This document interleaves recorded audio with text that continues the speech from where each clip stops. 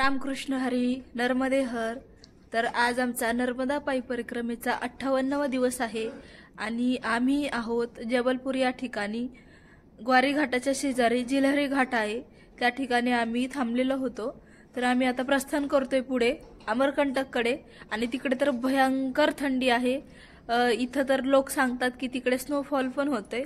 तर चला बघूया, सगळ्यांनी डबल डबल स्वेटर घातलेले आहेत, डबल डबल कॅप घातलेले आहेत, hand glove double double socks घातलेले आहेत। तर बघू आज काय प्रसंग येतात, काय अनुभव येतात ते। आणि आज तर मंडला जंगलातून जायचं आहे, तर बघू चला। नर्मदे हर नर्मदे हर। महाराजांनी सकाळ सकाळी परिक्रमावासियांना चाय प्रसादी बनवून दिलेली आहे आणि आता 6:15 वाजलेले आहेत। तर बघा, अंगात हिट येण्यासाठी चाय प्रसादी आणि बिस्किट खात आहेत।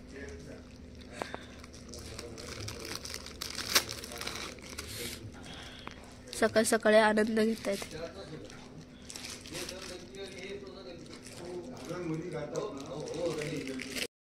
तर आम्ही निघालेलो आहोत। सकाळ सकाळी भयंकर थंडी आहे, नाकाला पाणी येते, हातात बघा हँड ग्लोव्ह घातलेले आहेत, तरी पण एवढी भयंकर थंडी आहे। निघालेले आहेत सगळे, आता 6:30 झालेले आहे। दुःख थोडीशी कमी आहेत। आमची कोमल मैया पूर्ण पॅक झालेली आहे, डबल ड्रेस घातलेला आहे, जर्किंग घातले, तोंड पॅक केले। बघा थंडीच आहे, काय करणार आम्ही। तर आम्ही पुढे धनपुरीला जात असताना 2 रस्ते आहेत। सकाळ सकाळी कन्फ्यूज झालो होतो, त्यानंतर महाराजांनी आम्हाला एका दादांनी सांगितलं की या ठिकाणावरून जा। तर चला निघालेलो आहोत, थंडी पण आहे।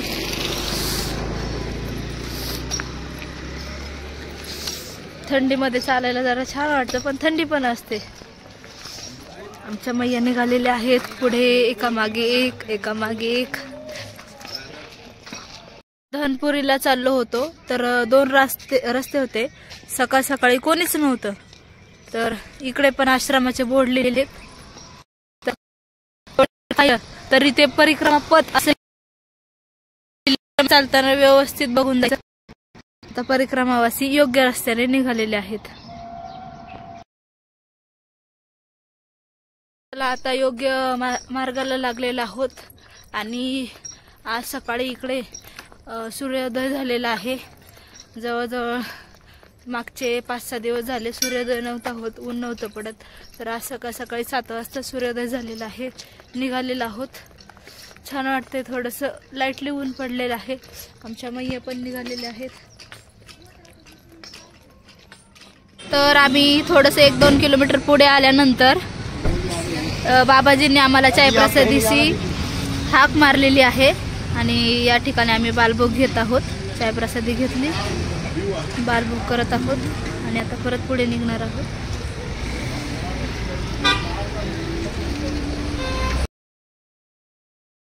तिथून हायवेने निघालेला आहोत। तर बरेला पासून 2 मार्ग आहेत जाण्यासाठी। बरेला पासून पुढे 7 किलोमीटर पासून अमरकंटकचा फाटा आहे। तर एक मंडलातून जातो पूर्ण जंगलातून आणि दुसरा पण मंडलातून जातो, पण त्या ठिकाणाहून सगळे परिक्रमावासी जातात। तर आम्ही मागच्या वेळेस मंडला जंगलातून गेलो होतो, आम्हाला सगळे सांगत होते की जाऊ नका, थोडासा अवघड मार्ग आहे, त्या ठिकाणी आश्रम जास्त नसतात, पण मैयाचा किनारा आहे। मागच्या वेळेस थोडा त्रास झाला होता, पण यावेळेस आम्ही मात्र जो परिक्रमा मार्ग आहे त्यानेच जाणार आहोत। हा हायवे लागलेला आहे। आता हायवेने आम्ही बरेला या ठिकाणी जाणार आहोत, नर्मदे हर, आणि बरेलावरून मग पुढे अमरकंटक फाटावून धनपुरीला जाणार आहोत। आम्ही बरेला या गावातून धनपुरीला चाललो होतो, तर जाताना एक मैया आल्या आणि आम्हाला त्यांनी त्यांच्या घरी घेऊन चाललेले आहेत चाय प्रसादीसाठी। तर चला जाऊयात। आम्ही त्या मैयाने बोलवलं होतं, त्यांच्या घरी आलेलो आहोत। तर त्यांनी पण 3 वेळा सायकलने परिक्रमा केलेली आहेत आणि त्या डॉक्टर आहेत, आपण त्यांना विचारूयात। या डॉक्टर सीमा अग्रवाल मैया आहेत, यांनी 3 वेळा परिक्रमा केलेली आहे साइकिल ने, तर अपन त्यांना विचारूयात। नर्मदे हर। नर्मदे हर। तो आपने 3 बार परिक्रमा की है साइकिल से, आपको क्या अनुभव है? साइकिल से पहली परिक्रमा मैंने 2021 में की। उसमें मुझे ये लगा कि परिक्रमा कोई कमजोर लोग नहीं करते हैं, परिक्रमा तो वो करते हैं जो साहसी होते हैं। कुछ लोगों से बात करने पे पता चला कि अरे परिक्रमा वो करते हैं जो बड़े दुखी होते हैं और जिनके अंदर बहुत सारा दुख होता है, वो निकल पड़ते हैं। मैंने कहा मैं इस बात को गलत नहीं बोलूंगी, परिक्रमा करना आसान काम नहीं है, जीवन में कुछ उलझने होती हैं तो हम इस राह पे निकल पड़ते हैं कि हमें उस उलझनों का सोल्यूशन भी इस राह में मिल जाता है।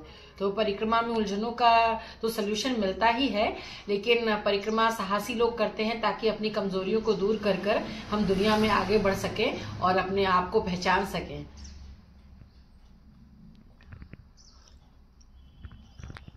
दोबारा परिक्रमा मैंने 2023 में किया था ना गुन्ना, 2023 में दोबारा परिक्रमा, 2023 उसमें भी मुझे बहुत अच्छा आनंद आया। उस परिक्रमा को मैंने 31 दिन में पूरा किया था। तो उस परिक्रमा का एक वो रहा कि जब मैं भरूच से पहले सागर तट पर पहुंची तो वहां पर तूफान आया हुआ था, तो 10 दिन तक वो तूफान बना रहा, तो हमें उससे जाना पड़ा था। बड़ी नाव जो चल रही है उसको क्या बोलते हैं, क्रूज। तो सूरत के आगे उससे हम पार किए, फिर भरूच पहुंच के परिक्रमा हमने पूरी की। उसका आनंद अलग था उस क्रूज पर बैठने का, और नए नए लोगों से मिलना हुआ। परिक्रमा से हर बार कुछ नई एनर्जी, नया वो पन लाके अपने जीवन को हमने आगे बढ़ाया और अपने जीवन में बहुत सारी खुशियां आई परिक्रमा से। अभी 2024 में अभी ये आपने परिक्रमा की? हाँ जी, मुझे अभी 2024 वाली परिक्रमा तो अभी 10 दिन पहले मैं वापस हुई हूँ। मैं 17 नवंबर को स्टार्ट किया ओमकारेश्वर से, और 33 दिन में नर्मदा परिक्रमा पूरी कर मैं वापस सिग्मा कान्हा में अभी हूँ। बघा, डॉक्टर असून परिक्रमा करतायत त्या, आणि तिसरी परिक्रमा झालेली आहे। खरंच आनंद वाटतो की प्रत्येक क्षेत्रातील आता सगळेजण परिक्रमा करतायत। तर नर्मदे हर, नर्मदे हर। तर आम्ही एका हॉटेलच्या समोर थोडं विश्रांतीसाठी बसलेलो आहोत। चालून चालून दम लागला होता, घाम पण यायला लागलेला आहे, कारण आता ऊन वाढत गेलेलं आहे। तर थोडं 5-10 मिनिटं बसणार आहोत आणि परत पुढे निघणार आहोत। जबलपूर पासून अमरकंटकला जाण्यासाठी हे 2 मार्ग आहेत।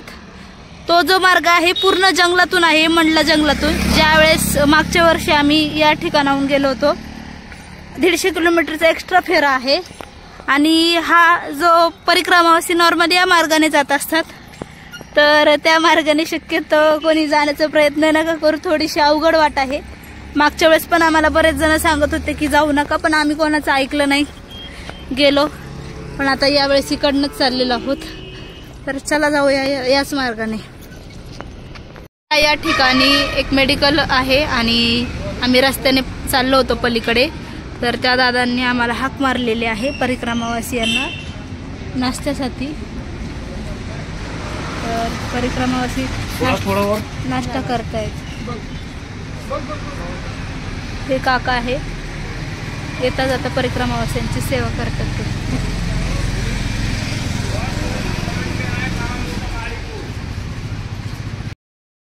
तिथे आम्ही बालभोग केला, शेव खाल्ली, लाडू खाल्ले आणि पुन्हा आम्ही पुढे मार्गस्थ झालेलो आहोत। तर चला जाऊयात आता दुपारचे भोजन प्रसादी कुठे होते। रिछाई गाव इथून 2 किलोमीटर अंतरावरती आहे, तर त्या ठिकाणी आम्ही जाणार आहोत। बरेला गावापासून 2-3 किलोमीटर अंतर आलो। बरेला मधून काही फळं घेतली, शेंगदाण्याची चिक्की घेतली, थोडेसे ड्रायफ्रुट्स घेतले आणि द्राक्ष होते। मला द्राक्ष आवडतात, तर द्राक्ष पण घेतले मी खाण्यासाठी। तर आमच्या मैया आणि मी खात आहे बसून।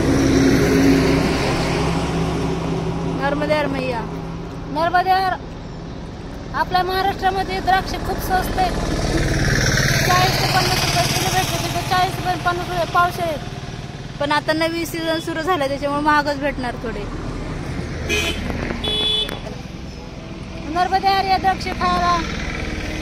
आपल्या महाराष्ट्रामध्ये स्वस्त द्राक्ष आहेत, 100 रुपये किलो नाहीत म्हणा, पण महाराष्ट्राचं जाऊ दे, पण सीझन नवीन सुरू झालेलं आहे आता, त्याच्यामुळे थोडेसे महागच भेटणार। महाराष्ट्र असो किंवा कुठले राज्य असो, सगळे निघून गेले, आम्ही दोघीच नाही।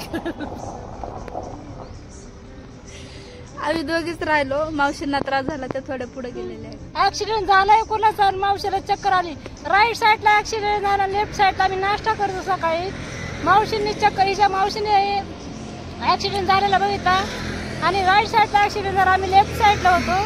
ऍक्सिडेंट झाल्यानंतर चक्कर कशाला यायला पाहिजे, पण त्यांना मावशींना शुगरचा प्रॉब्लेम असल्यामुळे त्यांना चक्कर आली, कारण धक्का बसतो काही काहींना आवाजामुळे। तर त्यांना मी थोडं पुढे पाठवलेलं आहे, म्हणजे आमच्यात थोडं अंतर आहे 1 किलोमीटर, तर त्या पुढे आहेत। पायीच आहे त्या मला पुढे शुगर नाही, बीपी नाही, कुठलाही आजार नाही. 30 किलोमीटर चालते मी, गुडघा फक्त दुखत आहे चलून चलून. नर्मदे यार. आता आम्ही रस्त्याने चालत असताना माझ्याकडचं पाणी संपलं होतं, तर एक छोटीशी टपरी होती, त्या टपरीवरती मी गेले. हातगाडीच होती आणि तिथे काही लोक बसली होती, 5-6 जण. तर मी त्यांना म्हटलं मला बिस्लरीची बॉटल द्या. तर तिथे बाबाजी होते, ते म्हटले चाय प्रसाद दिलेलो. तर आता भोजन प्रसादीची वेळ झालेली आहे, सकाळपासून चाय झालेला आहे. मग मी तर काही चहा घेत नाही, पण आईने सांगितलं की अभी भोजन पान आहे, अभी हम नाही लेंगे. तर बिस्लरीची बॉटल घेतली आणि पैसे द्यायला गेले. तर तिथले एक बाबाजी बसले होते, ते म्हटले पैसे नाही देणार, तुम्ही तशीच घेऊन जा. म्हटलं मला नको, कारण की एखाद्याचं फुकट खाणं पण चांगलं नाही वाटत. तर ते म्हटले की घेऊन जा म्हणून चाय प्रसादी घेतली. नाही तर लोक अशी सेवा खूप देतात, छान वाटतं, पण कधी कधी घेऊ पण वाटत नाही, एखाद्याच्या कष्टाचं पण चांगलं वाटत नाही. तर चला पाणी घेतलं आता आणि निघालेला आहोत पुढे. वेच्याच कडेला इथे बोर्ड लिहिला होता, नर्मदा परिक्रमा वासियों के लिए भोजन एवं ठहरण्याची व्यवस्था. तर इथे आश्रम आहे, बघू या ठिकाणी भोजन प्रसादीची व्यवस्था होती की नाही, नाहीतर पुढे पण व्यवस्था असेलच. या ठिकाणी आश्रम आहे, आमच्या मैया चाललेल्या आहेत.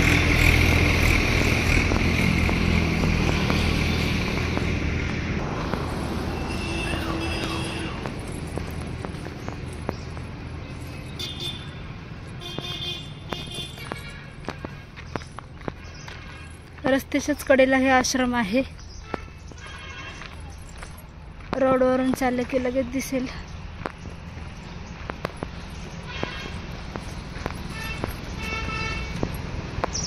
मैया गेलेले आहेत समोर. तर इथे विचारलं, कारण की विचारावं लागतं भोजन प्रसादीची व्यवस्था. तर ते म्हटले की तयार आहेत का, त्यांनी सांगितलं 5 मिनिटात तयार होईल. तर इथून 2 मार्ग आले आहेत परिक्रमा. तर अमरकंटक फाटापासून 2 मार्ग आहेत जाण्यासाठी. हा मंडलातून आहे, पूर्ण जंगलचा मार्ग आहे, आणि हा आहे रस्त्याने. तो जो जंगलचा मार्ग आहे, त्या जंगलच्या मार्गाने जवळजवळ 150 किलोमीटर एक्स्ट्रा पडतं, आणि इकडनं आपण सहज जाऊ शकतो, म्हणजे कोणताही जास्त किलोमीटर पडत नाही. तर बघा हा तटचा मार्ग आहे, जो जंगलातून आहे तटचा मार्ग आहे. तर मागच्या वर्षी आम्ही या ठिकाणाहून गेलो होतो, तर आम्हाला बरेच जण म्हटले की तुम्ही या मार्गाने चला, पण आम्ही कोणाचं ऐकलं नाही. तर आम्ही जंगलातून गेलो होतो, पण थोड्याशा सोयी सुविधा आम्ही कमी होत्या, आश्रम लांब-लांबपर्यंत होती, थोडेसे हाल झाले आमचे. तर यावर्षी या साईडने न जाता आम्ही या मार्गाने निघालेलो आहोत. तर चला जाऊयात अमरकंटक फाटापासून पुढे नर्मदे हर. मंडलामध्ये आम्ही प्रवेश केलेला आहे. थोडीशी दाट झाडी आहे, कडेकडेने डोंगर आहेत, भीती नाही एवढी. सगळेजण सांगतात की खाण्यापिण्याचे हाल होतात, पण असं काही नाहीये. आश्रम दूरपर्यंत आहे. आपण रस्त्याने जर चाललो तर काही सेवेकरी आहेत, गाडीने भोजन प्रसादी घेऊन येतात पॅकमध्ये. कुठल्याही प्रकारचे हाल वगैरे होत नाही. फक्त आता परिक्रमा करायची म्हटलं सहन तर करावंच लागेल सगळ्या गोष्टींना. तर चला, मंडलाचं हे जंगल आहे, पलीकडच्या साईडने पूर्ण डोंगर आहेत. ऊन झालेलं आहे भयानक, आणि आम्ही चाललेलो आहोत, आई आणि मी.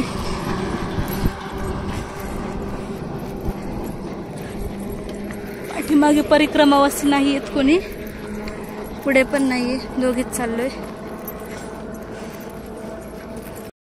या गावातून चाललो होतो, तर एका बाबाजीने चाय प्रसादीसाठी हाक मारलेली आहे. आता चाय प्रसादी घेणार, पुढे निघणार आहोत. खूप प्रेमाने बोलवतात सेवा करण्यासाठी. 5-10 मिनिट इथे टपरी आहे, इथे बसलेला आहोत सावलीला झाडाच्या. आई आमची चहा पीत आहे. चहा पिऊन झाल्यावर निघणार आहोत. ऊन पण भयंकर वाढलेलं आहे, थंडी पण आहे, ऊन पण आहे, पाऊस आहे. सगळ्याच गोष्टी झेलत जावं लागतं, तेव्हाच परिक्रमा करते. तर चला निघूयात. अजून 5 किलोमीटर अंतरावरती धनपुरी आहे, त्या ठिकाणी आज आम्ही मुक्कामी थांबणार आहोत. आता 3 वाजलेले आहेत, तर आम्ही 4:30 पर्यंत पोहोचून जाऊ. आता 3:45 झालेले आहेत आणि थोडंसं ऊन कमी होत चाललेलं आहे, तर आम्ही पण चालण्याचं स्पीड वाढवलेलं आहे. चालायची एवढी सवय झालेली आहे की नॉनस्टॉप आम्ही 15-16 किलोमीटर चालून जातो. आणि सकाळी तर अजिबात बसत नाही 10-11 पर्यंत. थंडीच एवढी भयंकर आहे, त्याच्यामुळे चाललं जातं. आणि जे कोणी परिक्रमा करून गेलेले असतील, जर दुसऱ्यांना अनुभव सांगत असतील की आम्ही 30 चालायचो, 35 चालायचो, 40 चालायचो, कोणाला खरंच विश्वास बसत नाही. कारण मी पण सांगायचे मावशींना, ज्या जळगावच्या मावशी होत्या त्या घरी गेलेल्या आहेत, त्यांना पण सांगायचे मावशी आम्ही 30 चालायचो, 40 चालायचो. त्यांना खरं वाटत होतं का नाही माहीत नाही, पण जेव्हा स्वतः आपण चालतो, कोणती गोष्ट करतो, तेव्हा समजतं. तर स्पीड थोडं वाढवलेलं आहे. आजचा 32 ते 30 किलोमीटरचा प्रवास झालेला आहे. तर अजून 2-2.5 किलोमीटर आश्रम बाकी आहे धनपुरी. तर आम्ही जाणार आहोत पुढे. आता आम्हाला मुक्कामी थांबायचं होतं, ते धनपुरी फायनली आलेलं आहे. तर सकाळी या ठिकाणावरून निघलो होतो, तर आता 32 किलोमीटर चालल्यानंतर हे आहे. तर या ठिकाणी आज आम्ही थांबणार. धर्मपुरी गावामध्ये समोर हा मोठा मॉल आहे आणि हायवेच्याच कडेला आतमध्ये हे आश्रम आहे. इथे परिक्रमावासियांसाठी सेवा दिली जाते.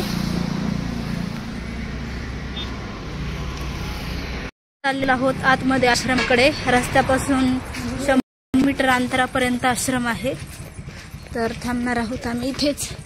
तर 4:30 पण झालेले आहेत. गावातील काही सेवेकरी होते, त्यांनी आम्हाला विनंती केली आणि थांबण्यासाठी सांगितले की थांबून घ्या म्हणून याच ठिकाणी. तर इथेच आम्ही थांबणार आहोत. तर इकडे साईबाबांचं मंदिर आहे आश्रमाच्या समोर आणि इकडे आश्रम आहे. इकडे गाईचं पिल्लू बसलेलं आहे. तर हे आश्रम आहे, या ठिकाणी थांबलेला आहोत आम्ही, म्हणजे थांबणार आहोत. आमच्या मैया थांबलेल्या आहेत. तर आतमध्ये हे आश्रम आहे.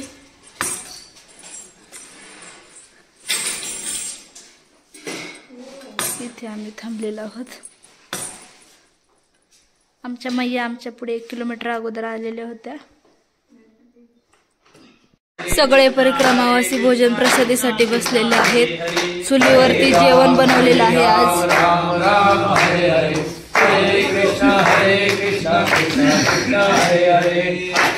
थंडी पण खूप जास्त आहे.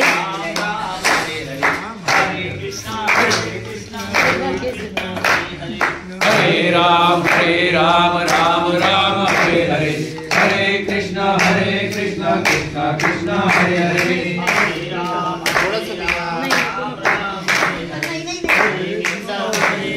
चुलीवरती जेवण बनवलेलं आहे आज.